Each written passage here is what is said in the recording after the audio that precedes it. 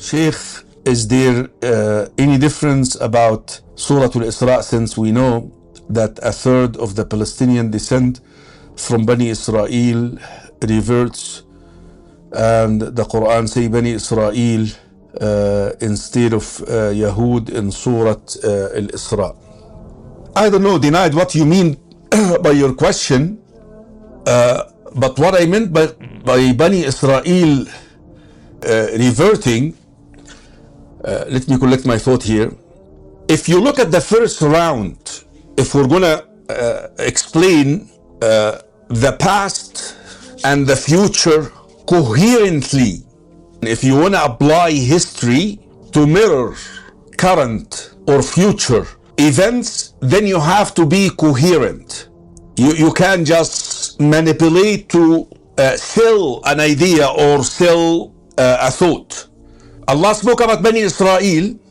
When we explained the first round, we said there are two first rounds at the beginning of the surah, right?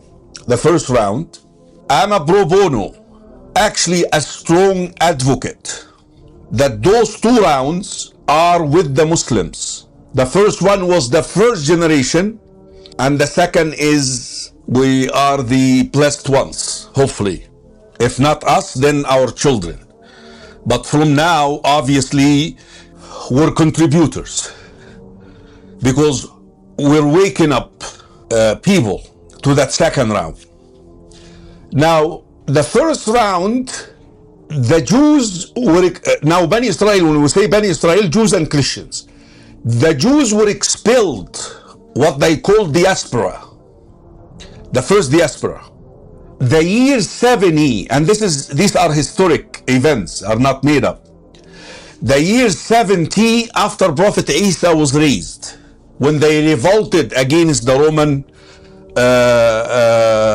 leader or representative of the Roman empires, حاكم الفلسطيني يعني. The Roman Caesar in Rome would appoint different leaders in different provinces. So he decided to expel them. So a lot of them migrated to Yathrib. They caused the first corruption there. Who faced them and defeated them? The Prophet and his companions. Again, the first round talks about Bani Israel, not the Jewish community, not الذين هادوا, not the Jewish branch.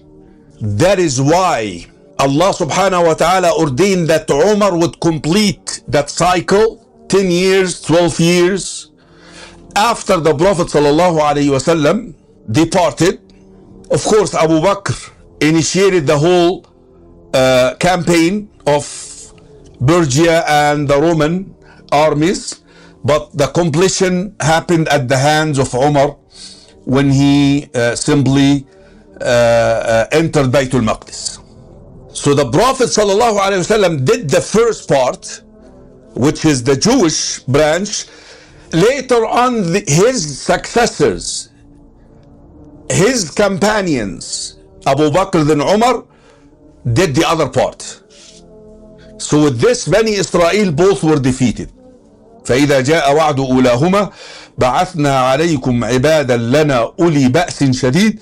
But Allah subhanahu wa ta'ala somehow showed us more the Jewish of it. And subhanallah, Allah subhanahu wa ta'ala referenced the Christians the second time. I hope you guys, I'm not confusing you here. When did Allah say that? When he said what? وَلِيَدْخُلُوا الْمَسْجِدَ كَمَا دَخَلُوهُ أَوَّلَ مَرَّةٍ. That's in reference to Umar. So that they will, this is in the second time. Just look at verse 8 of Surah Al-Isra. And that they will enter the masjid. And that's why I'm a pro bono, a strong advocate that Al-Masjid Al-Aqsa inshallah will be protected. Because Allah said the second time they will enter Al-Masjid like they entered the first time. And this is, by the way, for a wisdom. What is the wisdom here? Because always Al-Masjid Al-Aqsa, the history showed you that a religious entry happens at the hands of a prophet. Who led Bani Israel? Joshua. But Allah subhanahu wa ta'ala wanted to show us ummah that even people who are not prophets will enter the masjid leading their, which is Umar in this case. Now when we move through history to our time now, you get both allies. Allies. Bani Israel are allies. The second round together. The Zionist Jews and the Zionist Christians, which they are together. That's why you find these preachers talking about manipulating the text and all of that. I hope if this is what you're referring to, that here is the answer. That Christian and Jews are together fighting, although they have two different agendas, by the way. The Armageddon virgin, the Zionist Armageddon virgin, is motivated so that their messianic king would rise, which is really, for us, if you carefully look at their, is it Dajjal, the Antichrist. The Christian Zionists are motivated by Armageddon would bring their Messiah, their Isa, their version of Isa. You got that? So they have a shared agenda, but they have two different expectations. Two different. Now, if you're referring to the third, that after the Khilafah is established in Baytul Maqdis, the Jewish community or the Christian community will split into three. Look at this.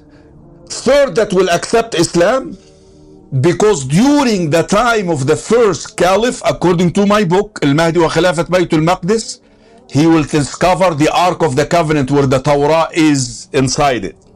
Two, 1/3 will choose to stay in Baytul Maqdis and pay the jizya, Christian or Jews, because Islam doesn't say they can stay there.